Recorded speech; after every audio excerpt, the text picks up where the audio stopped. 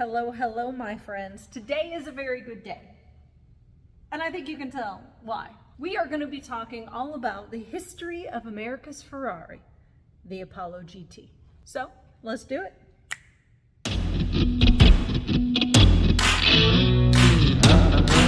Now, as of last week, barely anybody knew what the Apollo was. They probably, if they did recognize it, they probably recognized it as the Thorndike special in The Love Bug. But as of last week, Jay Leno covered it on Jay Leno's Garage, like the holy grail of Monday's releases, and kind of a big deal. So naturally I was like, I'm gonna make another video. So these cars have been very familiar to me. Now, what I have right behind me, the very back one, which trust me, I'll get you a little bit closer. That's the GT 3500. That's the number one. That is the first Apollo coupe that was ever made. Kind of a big deal. It didn't look like that when we got it. Here's a picture. You can tell there was a major restoration. Got the car from that to what you see now, just in time for the 50th anniversary of the Apollo that was celebrated at the 2013 Concorso Italiano. And let me tell you, that was a good time. And then this second car, this is the GT 5000. You're like, well, what's the difference? Well, the first 15 units of the Apollo were made with a 3.5 Buick V8. And then after that, they'd switch over to the 5. I've known the Apollo for a long time, all right? I even took my UT graduation announcement photo with the GT 5000.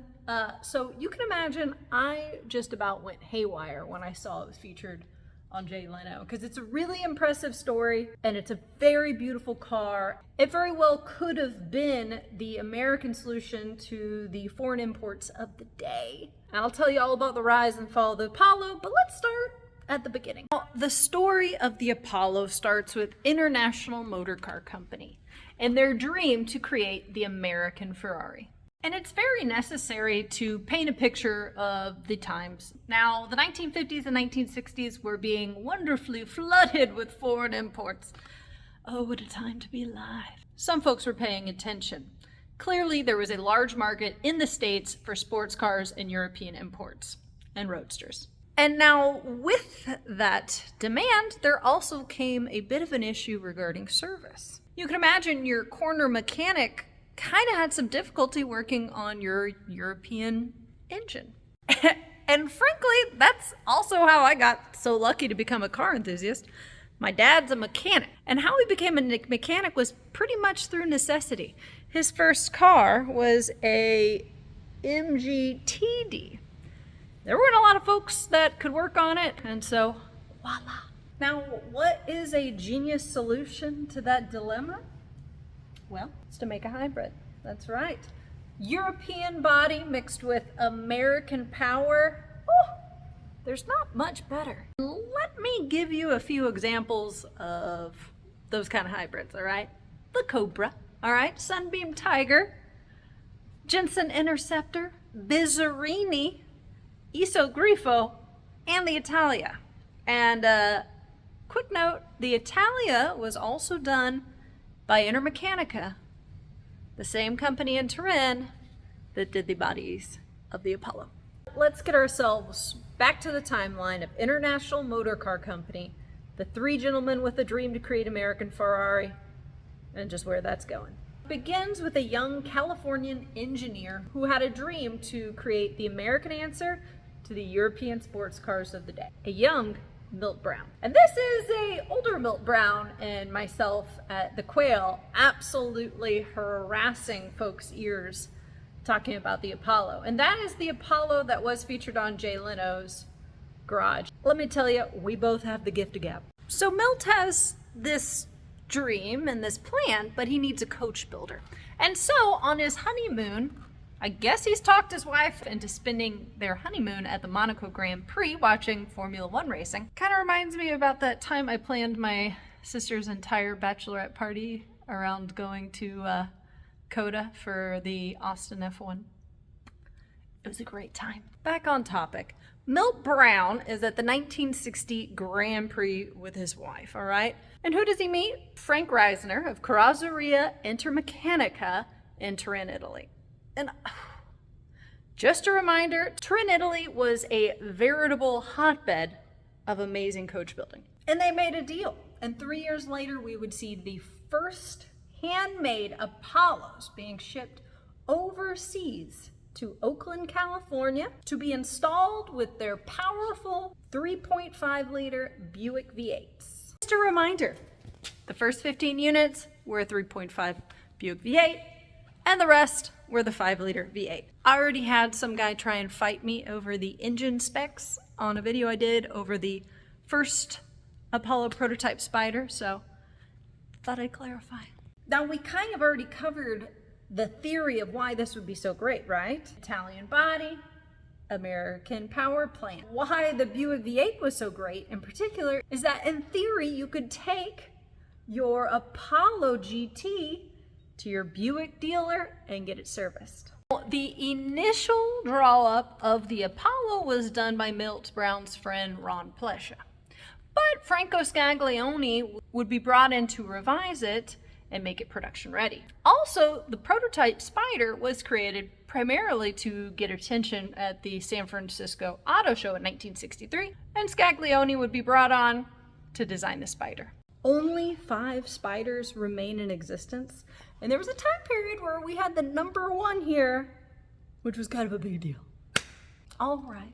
So International Motor Car Company of Apollos coming in, and the Hollywood elite are enthralled by this handmade Italian body with American power. Now, the base price of the Apollo was $6,000, and it would be that low price that would eventually lead to the fall of international motor cars. So I have about, I think it's like 3 or 4 episodes on my radio show that we have with a family friend and mentor, George Finley, who jumped ship from Ford to jump on as head of sales for International Motor Car Company. He talks all about the rise and the fall. It's super interesting. I'll put a link down in the comments below. It's really fascinating to hear about the rise and the fall of the Apollo through the men that were there, Milt Brown and George Finley. George once told me a story. He was making an Apollo sale to the head of Mattel, and the head of Mattel asked, "How much is this car that you're hand making me and sending over from Italy?"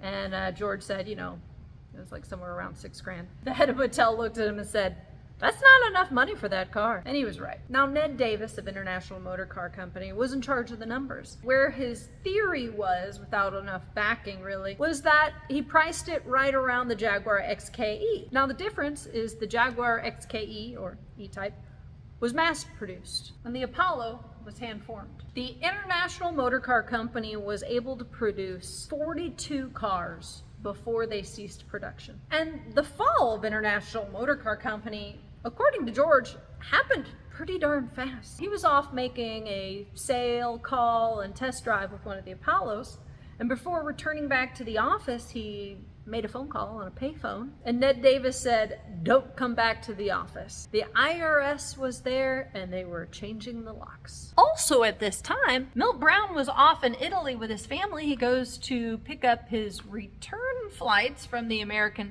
Express card. I don't really know how they handled tickets back then, but he arrives, and they tell him that his credit card has been canceled and his tickets are invalid. He has absolutely no money, so Milt Brown, his wife, and his son are stuck in Italy. So what George did was he sold that car on that sales call, took the money order, sent $4,000 to Milt Brown via Western Union so he could get back to the States. And that was it. Though they did try and make a comeback, and they kept Reisner of Intermeccanica busy by allowing him via contract to sell the remainder of the bodies to Vanguard in Texas, in which they would create the Vetaventura.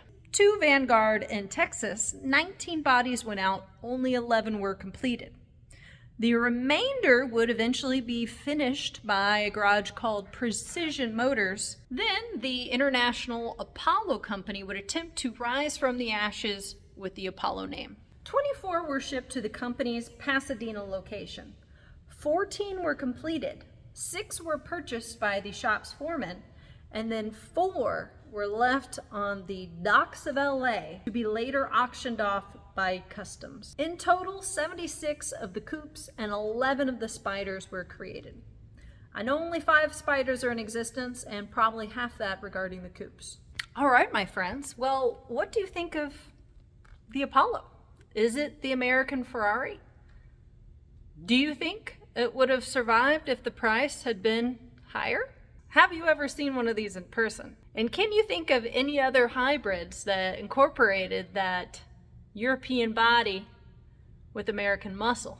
If so, write them down there. All right, enough of my jibber jabber. Let's go ahead and take a closer look at the Apollo number 1, the GT 3500, and then we shall take a nice little look at the GT 5000.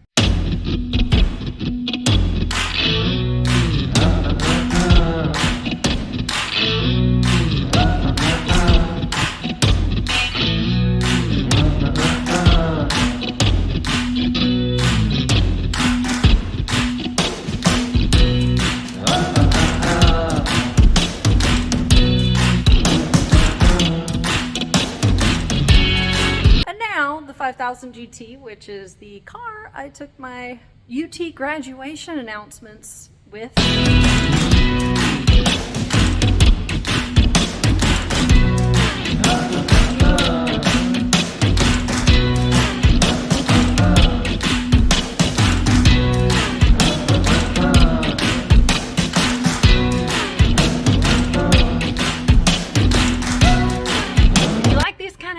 If you like classic cars like I do, well then go ahead and press the subscribe or the like button. And if you don't, that's fine too. Bye!